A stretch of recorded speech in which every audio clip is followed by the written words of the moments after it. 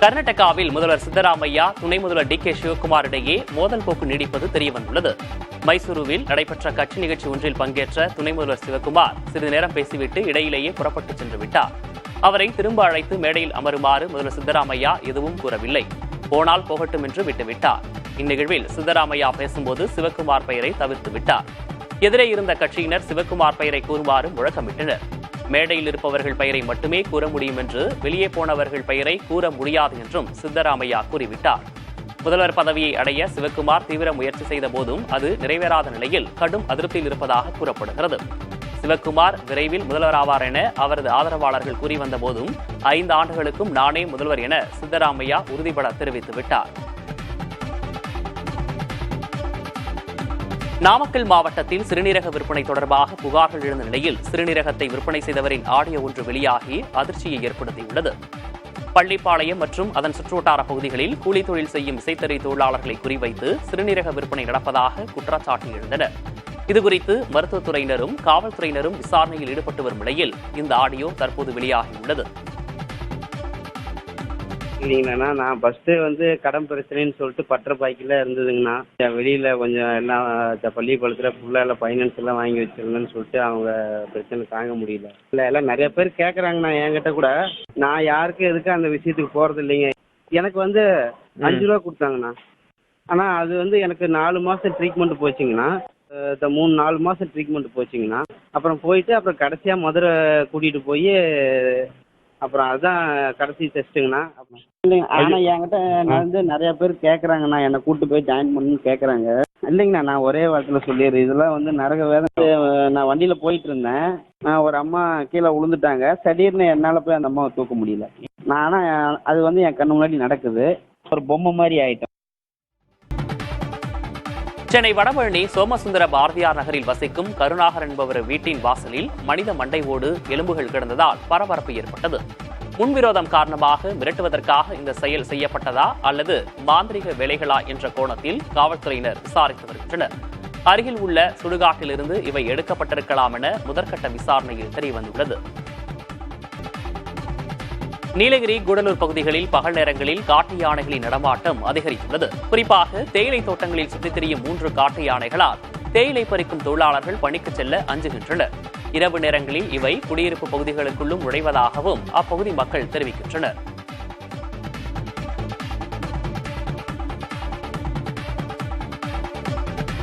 கல்வெட்டுகளில் புதிய கண்டுபிடிப்புகளில் தமிழ்நாடு அடைந்திருக்கக்கூடிய உயரங்களை அனைவரும் தெரிந்து கொள்ளும் வகையில் 30 லட்சம் ரூபாய் செலவில் தேசிய கருத்தரங்குகள் மிக விரைவில் நடத்தப்பட உள்ளதாக நிதி மற்றும் தொல்லியல் துறை அமைச்சர் தங்கம் தென்னரசு கூறியுள்ளார். மதுரை காமராஜர் சாலை அருகே உள்ள தனியார் மண்டபத்தில் தொல்லியல் கழகம், பாண்டிய நாட்டு வரலாற்று ஆய்வு மையம் சார்பில் நடைபெற்ற நிகழ்வில் பேசிய அவர், கடந்த 4 ஆண்டுகளில் தொல்லியல் துறையில் மாபெரும் மறுமலர்ச்சி உருவாகியிருக்கிறது என்றார். அகழாய்வு பணிகளுக்கு இப்போது ஒவ்வொரு ஆண்டும் 7 கோடி ரூபாய் ஒதுக்கப்படுகிறது என்றும் அவர் தெரிவித்தார். இன்றைக்கு இருக்கக்கூடிய தொழில்நுட்பங்களை பயன்படுத்தி சிறப்பான அருங்காட்சியகம் உலக தமிழ் சங்கத்தில் உருவாக்கப்பட உள்ளது. தமிழ்நாட்டின் கல்வெட்டுகளில் புதிய கண்டுபிடிப்புகளை பலரும் அறிந்து கொள்ளும் வகையில் தேசிய கருத்தரங்கு நடத்தப்பட இருக்கிறது.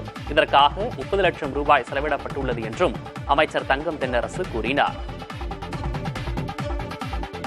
தமிழ்நாட்டிலே கல்வெட்டிலே புதிய கண்டுபிடிப்புகளை நாம் இதில் அடைந்திருக்கக்கூடிய உயரங்களை அனைவருக்கும் தெரிவிக்கக்கூடிய வகையில் ஒரு தேசிய கருத்தரங்கம் தமிழ்நாட்டிலே மிக விரைவிலே நாம் நடத்த இருக்கிறோம். 30 லட்சம் ரூபாய் செலவில். கர்நாடகாவின் தர்மஸ்தாலாவில் கடந்த 20 ஆண்டுகளாக நடைபெற்ற மர்ம மரணங்கள் குறித்து விசாரிக்க சிறப்பு புலனாய்வு குழுவை அம்மாநில அரசு அமைத்துள்ளது.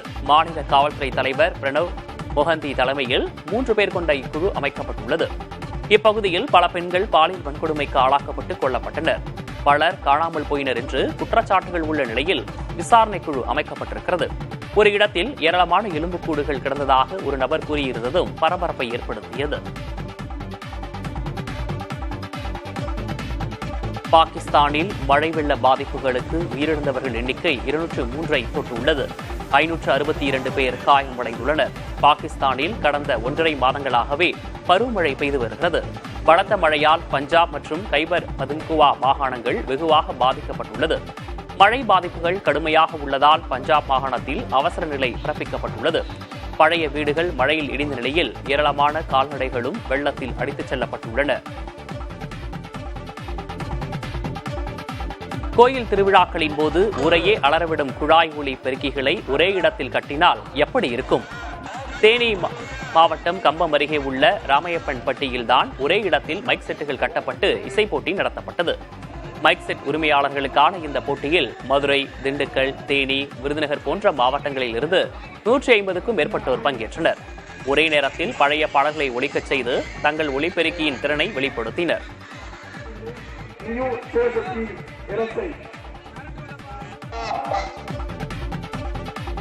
புதுச்சேரியில் மதுக்கடைகளில் காலாவதி மதுபானங்களை சேமித்து வைத்தால் உரிமம் ரத்து செய்யப்படும் என கலால்துறை எச்சரித்துள்ளது. புதுச்சேரியில் சமீபத்தில் மதுபானங்களின் விலை உயர்த்தப்பட்டது. அப்போது ஏற்கனவே இருப்பில் உள்ள மதுபானங்களை விற்பனை செய்த பின் புதிய விலைக்கு விற்க கலால்துறை அறிவுறுத்தியிருந்தது. இந்நிலையில் மதுக்கடைகளில் அதிகாரிகள் ஆய்வு செய்ததில் காலாவதியான மதுபானங்கள் விற்கப்படுவது தெரியவந்தது. இதையடுத்து மதுக்கடை உரிமைதாரர்கள் காலாவதியான மதுபானங்களை உடனே கண்டறிந்து தேவையான பரிசோதனைக்கான கலால்துறை துணை ஆணையருக்கு அனுப்பவும், அத்தகைய மதுபானங்களை கலால்துறை முன்னிலையில் அழிக்க வேண்டும் எனவும் துணை ஆணையர் மேத்யூ பிரான்சிஸ் தெரிவித்துள்ளார். காஷ்மீர் பிரிவினைவாதம் என்பது இனி சாத்தியமற்றது என்றும் இந்தியாவுடன் இணைந்து இயங்குவதே சரி என்றும் ஹுரியத் மாநாடு இயக்கத்தின் முன்னாள் தலைவர் பிலால் கனி லோன் தெரிவித்துள்ளார். பிடிஐ செய்தி நிறுவனத்திற்கு பேட்டியளித்த அவர், இந்தியா என்பது மிகப்பெரிய சக்தி என்பதை இளம் தலைமுறையினர் உணர வேண்டும். அவர்கள் இணைந்து செயல்படுவதே சரியானதாக இருக்கும் என்பதை 35 ஆண்டு அனுபவம் உணர்த்துவதாகவும் அவர் கூறியுள்ளார். ஜம்மு காஷ்மீரில் பாகிஸ்தான் தலையிட்டு குழப்பங்களை ஏற்படுத்தி வருவதாக குற்றம் சாட்டினார். காஷ்மீர் தனி நாடாகும் இலக்குடன் செயல்பட்டு வந்த ஹுரியத் இயக்கம் தற்போது செயலிழந்து விட்டதாகவும் இதற்கு அதன் செயல்பாடுகளே காரணம் என்றும் பிலால் கனி லோன் கூறியுள்ளார். காஷ்மீரில் தீவிர பிரிவினைவாதம் பேசி வந்த அமைப்பின் முக்கிய பிரமுகரே இவ்வாறு கூறியிருப்பது முக்கியத்துவம் பெறுகிறது. மதுரையில் தவேகாவின் 2வது மாநில மாநாடு ஆகஸ்ட் 25ஆம் தேதி நடைபெறவிருக்கும் சூழலில் மக்கள் விரும்பும் முதல்வர் வேட்பாளர் உங்கள் விஜய் என்ற வாசகத்தை அதிகமாக பயன்படுத்தும்படி தவேக நிர்வாகிகளுக்கு அறிவுறுத்தப்பட்டுள்ளது. தமிழக வெற்றிக் கழகத்தின் சார்பில் வெளியிடப்பட்ட கட்சியின் முதல் மாநில கொள்கை விளக்க கூட்டத்திற்கான அறிவிப்பில் இந்த வார்த்தைகள் பயன்படுத்தப்பட்டுள்ளது. சேலத்தில் நடைபெறும் கூட்டத்திலும் இந்த வார்த்தைகள் பொருந்திய பேனர் வைக்கப்பட உள்ளது. மாநிலத்தில் 2023ஆம் ஆண்டு பேரவைத் தேர்தல் நடைபெறுவதற்கு முன்னதாக எதிர்க்கட்சியினர் உட்பட 600க்கும் அதிகமானோரின் தொலைபேசி உரையாடல்கள் ஒட்டு கேட்கப்பட்டதாக சிறப்பு புலனாய்வு படை கண்டறிந்துள்ளது. தெலுங்கானா சிறப்பு உளவு பிரிவால் உருவாக்கப்பட்ட சிறப்பு அமைப்பு கடந்த 2023 நவம்பர் 16ஆம் தேதி முதல் நவம்பர் 30ஆம் தேதி வரை 600க்கும் மேற்பட்ட நபர்களின் தொலைபேசி உரையாடல்களை ஒட்டு கேட்பது விசாரணையில் உறுதி செய்யப்பட்டது என சிறப்பு புலனாய்வு படை உயர் அதிகாரி தெரிவித்ததாக இந்தியன் எக்ஸ்பிரஸ் செய்தி வெளியிட்டுள்ளது. தொலைபேசி உரையாடல்கள் ஒட்டு கேட்கப்படுவதாக கடந்த 2024ஆம் ஆண்டு தொடக்கத்தில் புகார் எழுந்தது. இதனையடுத்து இவ்விவகாரம் குறித்து விசாரிக்க சிறப்பு புலனாய்வு படை அமைக்கப்பட்டது. தெலுங்கானா காங்கிரஸ் கமிட்டி தலைவர் மகேஷ்குமார் கவுட் மற்றும் பாஜகவைச் சேர்ந்த மத்திய அமைச்சர் பண்டிகுமார் சஞ்சய் போன்றோரின் தொலைபேசி உரையாடல்களும் ஒட்டு கேட்கப்பட்டிருக்கலாம் என்ற ஐயம் எழுந்திருப்பதாக தகவல் வெளியாகியுள்ளது. ரஷ்யாவின் கம்சத்காவில் ஏற்பட்ட நிலநடுக்கத்தை அடுத்து விடுவிக்கப்பட்ட சுனாமி எச்சரிக்கை திரும்ப பெறப்பட்டது. கடற்பகுதியில் ஏற்பட்ட நிலநடுக்கமானது ரிக்டர் அளவுகோலில் 7.4 பதிவானது. அப்பகுதி மக்கள் 1 நிமிடத்திற்கு கட்டிடங்கள் குலுங்கியதாகவும் அனைவரும் சாலையை நோக்கி ஓடியதாகவும் தெரிவித்துள்ளனர்.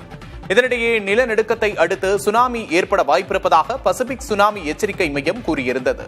சில மணி நேரங்களுக்கு பின்னர் எச்சரிக்கை திரும்ப பெறப்பட்டது. கன்னியாகுமரி மாவட்டம் மண்டைக்காடு புதூர் மீனவ கிராமத்தில் இருதரப்பு மீனவர்களுக்கு இடையே நடந்த மோதல் தொடர்பான காட்சிகள் வெளியாகியுள்ளன. முன்விரோதம் காரணமாக இருதரப்பினரும் உருட்டுக்கட்டை மற்றும் கம்புகளால் தாக்கிக் கொண்டதில் 7 பேர் படுகாயமடைந்து மருத்துவமனையில் அனுமதிக்கப்பட்டனர். இந்த தாக்குதல் குறித்து குளச்சல் காவல்துறையினர் வழக்கு பதிவு செய்து விசாரணை நடத்தி வருகின்றனர். வார விடுமுறையை ஒட்டி உதகை அரசு தாவரவியல் பூங்காவில் ஏராளமான சுற்றுலா பயணிகள் குவிந்தனர். பூங்காவில் பூத்துக்குலுங்கும் டேலியா மலர்களை கண்டு ரசித்தும் வானுயர்ந்த மரங்கள் மற்றும் இயற்கை காட்சிகளை கண்டு ரசித்தவாறு செல்ஃபி மற்றும் புகைப்படம் எடுத்து சுற்றுலா பயணிகள் உற்சாகமடைந்தனர். மேலும் பூங்காவில் உள்ள பெரிய புல்வெளி மைதானத்தில் பெரியவர்கள் முதல் சிறியவர்கள் வரை விளையாடி மகிழ்ச்சியடைந்தனர். பிரதமர் மோடி 4 நாள் பயணமாக வரும் புதன்கிழமை பிரிட்டன் மற்றும் மாலத்தீவு ஆகிய நாடுகளுக்கு செல்கிறார். முதலில் லண்டன் செல்லும் பிரதமர் மோடி பிரிட்டன் பிரதமர் கீர் ஸ்டாமருடன் பேச்சுவார்த்தை நடத்துகிறார். இதனையடுத்து மன்னர் சார்லஸையும் பிரதமர் சந்திப்பார் என்று கூறப்படுகிறது. மோடி பிரதமரான பின்பு 4வது முறையாக பிரிட்டன் செல்கிறார். இப்பயணத்தை முடித்துக் கொண்டு மாலத்தீவு வரும் பிரதமர் அந்நாட்டின் 60வது சுதந்திர தின விழாவில் பங்கேற்கிறார். அப்போது மாலத்தீவு பிரதமர் முய்சுவையும் மோடி சந்தித்து பேச உள்ளார். உளுந்தூர்பேட்டை கார் விபத்து தொடர்பாக மத மோதலை ஏற்படுத்தும் விதமாக தகவல் பரப்பியதாக கூறப்படும் வழக்கில் மதுரை ஆதீனத்திடம் சைபர் கிரைம் காவல்துறையினர் 1 மணி நேரம் விசாரணை நடத்தினர். மதுரையில் மருத்துவ ஓய்வில் படுக்கையில் இருந்த மதுரை ஆதீனத்திடம் விசாரணை நடத்தப்பட்டது. தனக்கு உதவியாளர் வேண்டும் என்ற கோரிக்கையை காவல்துறையினர் நிராகரித்த போதும் விசாரணைக்கு ஆதீனம் முழு ஒத்துழைப்பு அளித்ததாக அவரது வழக்கறிஞர் தெரிவித்துள்ளார்.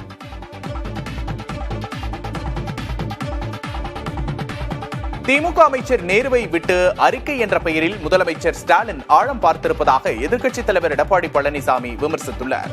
தனது சுற்றுப்பயணத்தை விமர்சித்த அமைச்சர் KN நேருவுக்கு பதிலளித்துள்ள எடப்பாடி பழனிசாமி, மக்கள் நலத்தை தள்ளி வைத்துவிட்டு தமிழ்நாட்டை கொள்ளையடிப்பதில் மட்டுமே MK ஸ்டாலினும் திமுக அமைச்சர்களும் குறியாக இருப்பதாக குற்றம் சாட்டியுள்ளார். மருமகனை காப்போம், மகனை காப்போம், ரியல் எஸ்டேட் மூலம் தமிழ்நாட்டை கூறு போட்டு விற்போம், மக்களை மறப்போம், போதை பழக்கத்தை பரப்புவோம் என்ற திமுகவின் எண்ணத்தை கூறும் விதமாகவே அமைச்சர் நேருவின் பேச்சு இருப்பதாக விமர்சித்துள்ளார். அதிமுகவில் தங்களை இணைத்துக் கொள்ள எடப்பாடி பழனிசாமியின் காலில் விழக்கூட தயாராக இருப்பதாக O பன்னீர்செல்வம் அணியைச் சேர்ந்த நிர்வாகி ஒருவர் பேசியதால் சலசலப்பு ஏற்பட்டது. பன்னீர்செல்வத்தின் அதிமுக உரிமை மீட்புக் குழுவின் சார்பில் காஞ்சிபுரம் அடுத்த கருக்குப்பேட்டை பகுதியில் காஞ்சிபுரம் மாவட்ட செயல் வீரர்கள் கூட்டம் நடைபெற்றது. அதிமுக முன்னாள் அமைச்சர் வைத்திலிங்கம் தலைமையில் நடைபெற்ற நிகழ்ச்சியில் உரையாற்றிய மாவட்ட செயலாளர் RV ரஞ்சித்குமார் அதிமுகவில் தங்களை இணைத்துக் கொள்ள வேண்டுமென வலியுறுத்தினார். உங்க காலிலே நாங்க வீழ்ந்துறையா சேர்த்துக்கோ, இல்லையா என்ன நடக்க போது அதையும் சொல்லிடுறேன். 2026 3 எழுத்து உள்ள கட்சி தான் ஆட்சி அமைக்கும். ஒன்று சேராவிட்டால் 3 எழுத்து கொண்ட கட்சி தான் ஆட்சி அமைக்கும் என்பதையும். பாமக எம்எல்ஏக்கள் 3 பேரை கட்சி பதவியிலிருந்து நீக்கி ராமதாஸ் உத்தரவிட்டுள்ளார். எம்எல்ஏக்கள் சிவக்குமார், சதாசிவம், வெங்கடேஸ்வரன் ஆகியோர் கட்சியிலிருந்து தற்காலிகமாக நீக்கப்பட்டிருப்பதாக பாமக தலைமை நிலைய செயலாளர் அன்பழகன் அறிக்கை வெளியிட்டுள்ளார். கட்சியின் கட்டுப்பாட்டை மீறி தன்னிச்சையாக செயல்பட்டதால் நடவடிக்கை எடுக்கப்பட்டிருப்பதாக குறிப்பிடப்பட்டுள்ளது.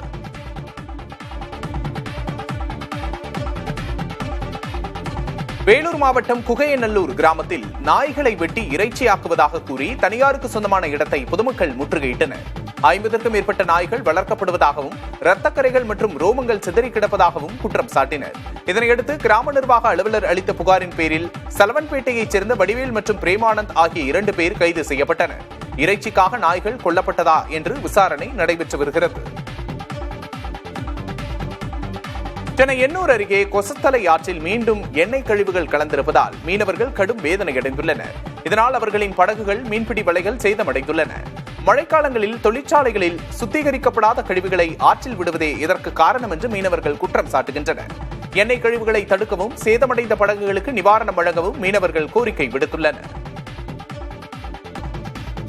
மராத்தி, ஹிந்தி மொழி தொடர்பான மோதல் மும்பையில் மீண்டும் வெடித்துள்ளது. மும்பை புறநகர் ரயிலில் இருக்கையை பிடிப்பது தொடர்பாக பெண்களுக்குள் ஏற்பட்ட வாக்குவாதம் மொழி அடிப்படையிலானதாக மாறியது. மராத்தி மொழி தெரியாவிட்டால் வெளியே போய் என ஒரு பெண் கூச்சலிட்ட நிலையில் அவருக்கு ஆதரவாக மற்ற பெண் பயணிகளும் சேர்ந்து கொண்டனர். பின்னர் ரயில்வே அதிகாரிகள் சமாதானம் செய்து வைத்தனர். மகாராஷ்டிராவில் மராத்தியில் பேசாதவர்கள் மீது தாக்குதல் நடத்தும் போக்கு கடந்த சில வாரங்களாகவே அதிகரித்து வருகிறது. பள்ளிகளில் ஹிந்தி மொழியை 3ஆம் மொழியாக கற்பிக்கப் போவதாக மாநில அரசு கூறியதிலிருந்து இப்பிரச்சனை தொடங்கியது.